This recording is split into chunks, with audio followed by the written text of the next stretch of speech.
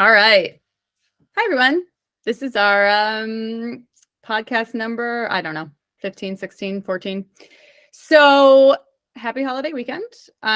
Today we've done, I think back in February, we did a little episode on panelization. John was not in that episode with us. So he's going to do a little bit more of a deep dive on what does FSC certification mean? Like, how are we actually building the homes? He's got some pictures and videos from our panelization company. So this is cool stuff that I didn't know much about. I still don't know much about. So I think everyone will be interested in learning. And John's coming to us, I think, live from an FSC forest, maybe? Yeah, Ontario specifically, FSC certified forest. It's very sunny out here, so I had to wear the hat and protect against mosquitoes. So obviously, gotta wear long sleeves as well.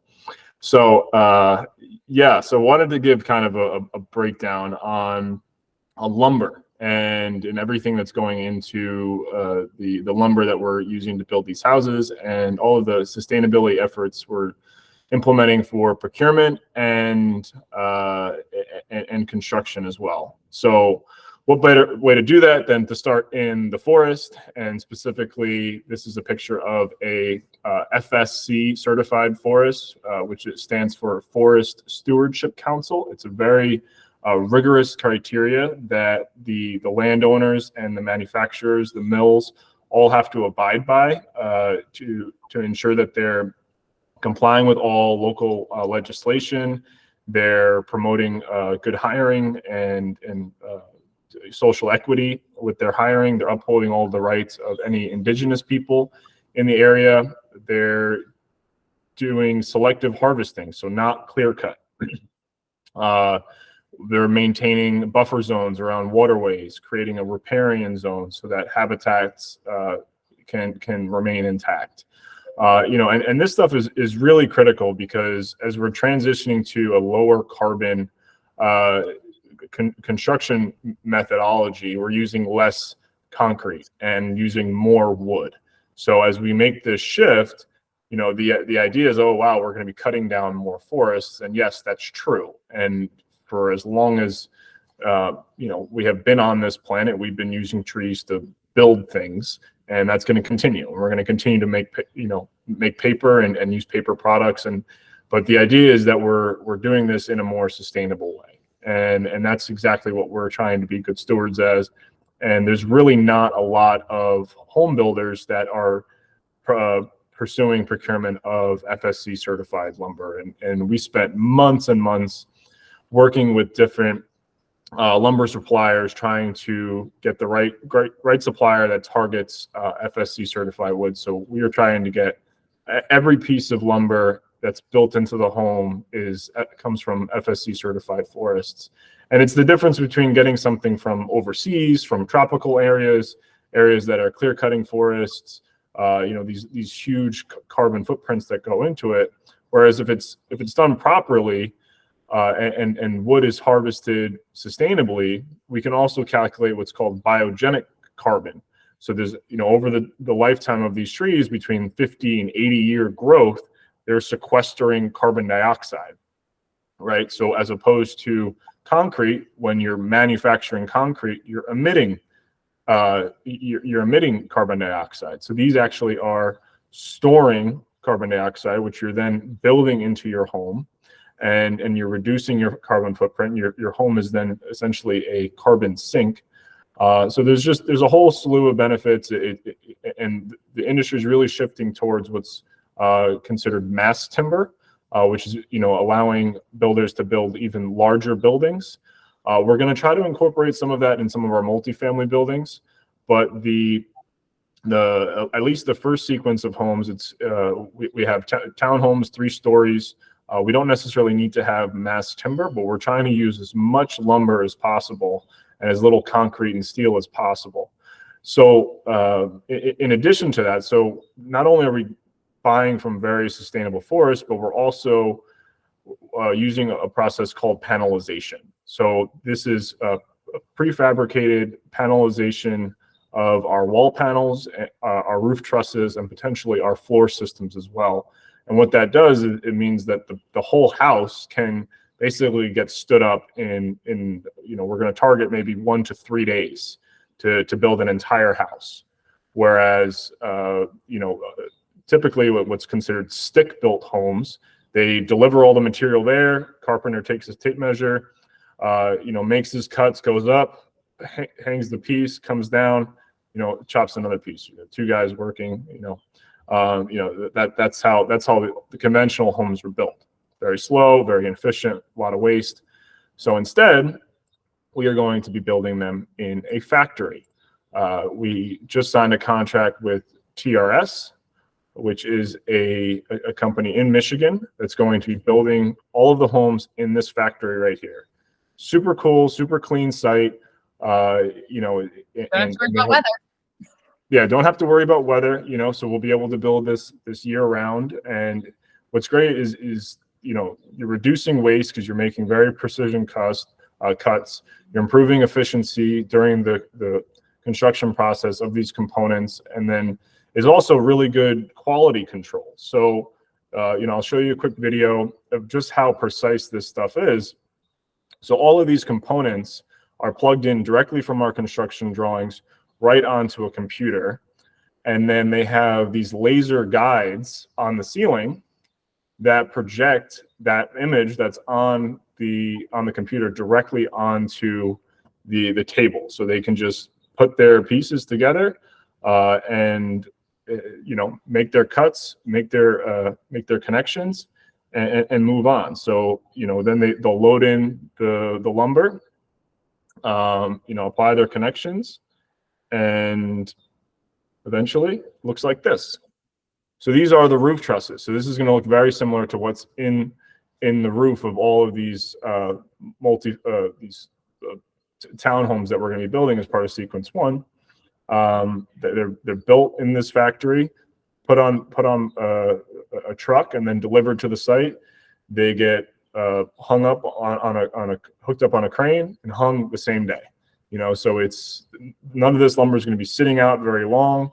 So it's going to be in and dried in as quick as possible in a very efficient system. And we got to tour his factory, and it was super neat. He had all sorts of crazy machines. This thing was straight out of Saw, the horror movie, and had, I think 5 or 6 blades in this one machine, and you can load in and make these all different cuts and angles on one piece of lumber at one time. It was wild. Let me see here if I got another cool video. So you can see again, the computer is making these precision cuts. The saw just pops up. Okay, he throws out the waste. The waste they'll actually capture and burn for heat.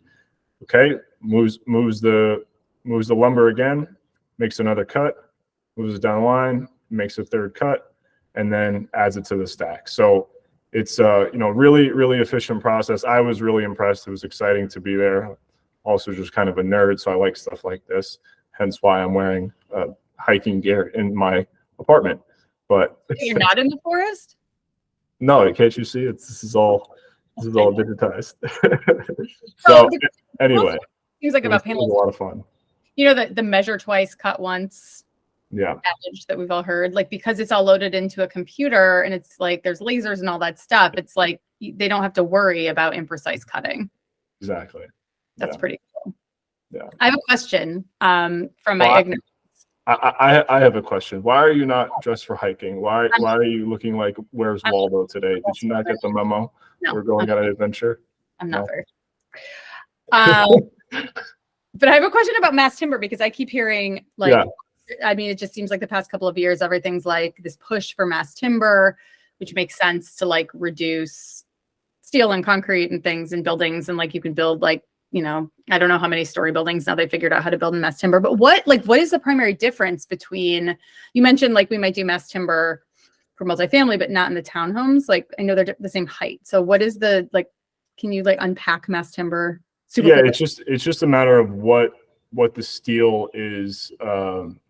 So if you're building a vertical column out of steel, you can very simply replace that with mass timber. When you start to get into things that what's called like a moment frame, That needs to flex and move, and you want to create rigidity.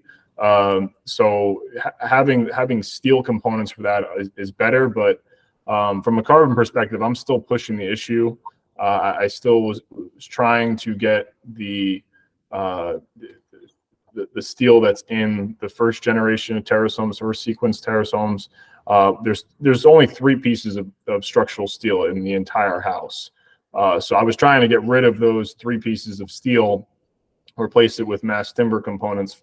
But that moment frame, it's going to take several weeks and months to engineer that and work out the constructability, because those connections, although the lumber, going from mass timber to steel, the price is relatively comparable. It's the connections, the steel components that connect the wooden components.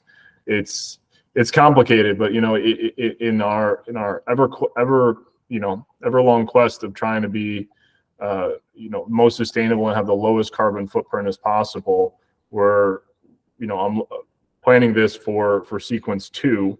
I already have some connections to try to incorporate more mass timber and really try to push the issue, and that's going to go the same for the multifamily buildings as well. And I think just from like an industry perspective, because there is such a push towards mass timber construction, what you said at the beginning is really important about the use of FSC wood, because if all of a sudden the industry moves towards like needing a lot more of this wood, we can't just be irresponsibly clear cutting forests. We need to be making sure that the wood is sourced in a more sustainable and more responsible way. Yeah, and the thing is in our industry, there's very few universal labels for materials, for sustainable materials. Wood is one of the only components out there that has a universal label like FSC. You can think of it the same way as going out and buying organic, right? So there's, in the construction industry, there's not organic steel that we can just go out and buy.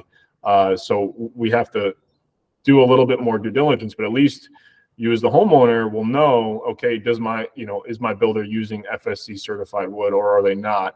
And I'd say 95% of the time, especially unless you're building on the West Coast, you're going to just get conventional lumber, and that could be coming from anywhere, from Brazil and tropics and clear-cut forests. So I encourage you as the home buyer to ask, where is this wood coming from? If you go into Home Depot, I was in there the other day. The steel is coming from India. The wood was coming from Mexico and Brazil. So there's a lot to be said with not only buying locally but buying sustainably, and that's what we're really trying to do. We're doing as much due diligence as we possibly can, and then when we get to a point where we can't go any further, like these 3 pieces of structural steel over the garages, then we don't take no for an answer. So I'm going to keep pushing the issue. It just won't be in this first sequence, but that's going to continue to be our MO as we move forward.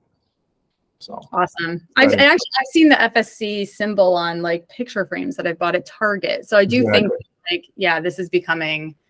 Yeah, you'll see them like on Starbucks cups, on anything made out of wood. There's you'll see that FSC label. That's a good thing. It's coming from a good place. So yeah, cool. All right, not enough for today. Any other question? I don't know if I can call you Waldo or Walda or. Maybe I don't know. Walda. We'll go with Walda. I'm not wearing stripes again. There is a female. I think there is a female version in the books, but it's been a long time since I've looked at them. Yeah. Maybe I'm a sailor and I'm going to go out on a boat for Memorial Day weekend. Those are blue stripes. Whatever. Walda wears red stripes. So anyway, we'll debate this later. Stop nitpicking you. All right, let's end it there. We always try to make this 10 minutes, and it's never just 10 minutes. So I know. It's supposed to be 5 minutes. That's okay. It's supposed to be 5 minutes. Now it's really important for just like sustainability and like just customer awareness, I think, going forward. Like buy FSC certified products to the extent possible so that you can feel good that you're not clear cutting a forest.